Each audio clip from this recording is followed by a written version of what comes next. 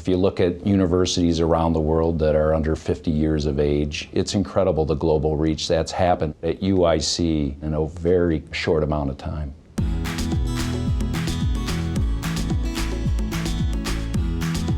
We have exchange programs with schools in 6 of the 7 continents. We have more than 120 active partnership agreements with institutions all over the world. We're doing research in a wide variety of disciplines in nearly every corner of the globe. And the UIC Center for Global Health is working to train the next generation of global health leaders. UIC really mirrors the global city that Chicago is. It's quickly catapulted from urban city college, a commuter college, into a vibrant global university.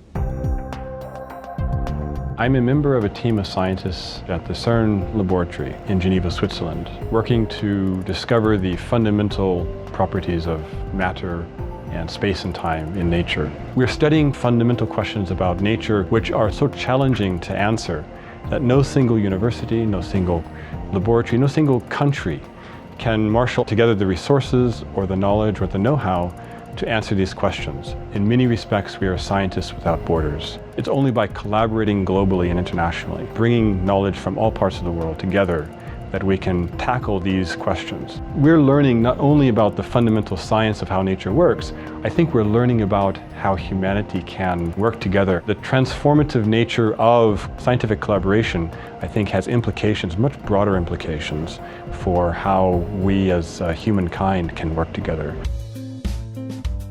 My research in Zimbabwe is focused on the transmission of HIV and factors associated with engagement in what we call multiple concurrent partnerships, which are sexual relationships that overlap in time. And it's seen as something that is acceptable. You would want to change behavior, but when the individuals within a country are telling you that it's not going to change, that's when you have to find alternative solutions to decrease HIV risk. With recent medical interventions being established, we have the female condom, microbicides, we have Truvada. Truvada is a pill that you take right before you're going to have unprotected sex, and it decreases HIV transmission significantly. I'm hoping to find creative ways to increase access to these interventions so that people understand them, they're accepted, and they use them. In Alaska and northern latitude systems, there's evidence to show that they are more susceptible to climate change. Temperatures are rising faster up there, and there's more precipitation. Both of those changing conditions serve to warm the soils, and that's making soil organic matter become accessible for decomposition. When soil organic matter decomposes, the microbes are respiring carbon, so it's being released as CO2 and sometimes methane back into the atmosphere, which basically feeds back into global warming. My work in Alaska is focused on studying soil microorganisms like bacteria and fungi and the role that they play in the decomposition of soil organic matter. The research that I'm doing is one of the first steps in figuring out how to keep carbon stored in the soils to curb carbon emissions.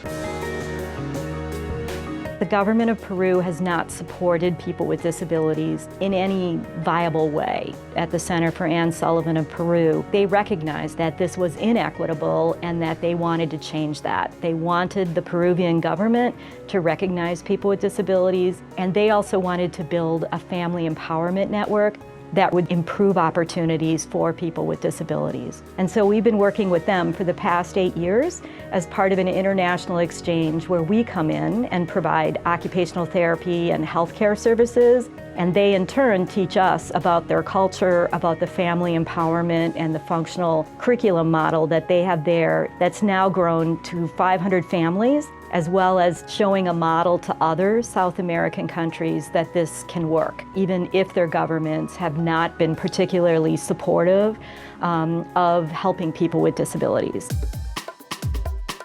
In India, there are extremely few nurses who can treat HIV and AIDS. And so we started helping to develop a bachelor's program in nursing, but we've gone on to help develop a master's degree in surgical nursing with a specialty in HIV and AIDS. And so these nurses will be among the first in India to be trained to directly care for patients with HIV and AIDS. We've also worked with other colleges of nursing, including the new University of Rwanda, to help build faculty capacity. In that case, we're not just focusing on HIV and AIDS care, we're focusing on care for the whole spectrum of healthcare needs in the country. But the basic model is the same. We go to help build their capacity with the idea that they will then be able to take over without our assistance.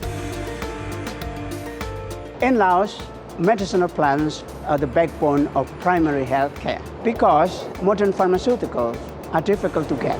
Or if they are available, the cost is very high, beyond the reach of most of the general population. The healers use these medicinal plants to treat diseases. We have been studying medicinal plants of Laos since 1998, and we discovered compounds of these plants that kill cancer cells, the virus of AIDS, parasite of malaria, tuberculosis bacteria. So the goal of the research really is to discover new bioactive compounds with potential to be developed into new pharmaceuticals. We have made transformative impacts all over the world. What we learn across the globe, we bring back here to our university. We become better people, teachers, researchers, better scholars, and you can't go into a global arena thinking you have all the right answers. You have to be open-minded, and when you bring that type of outlook back to the university, we are a better place.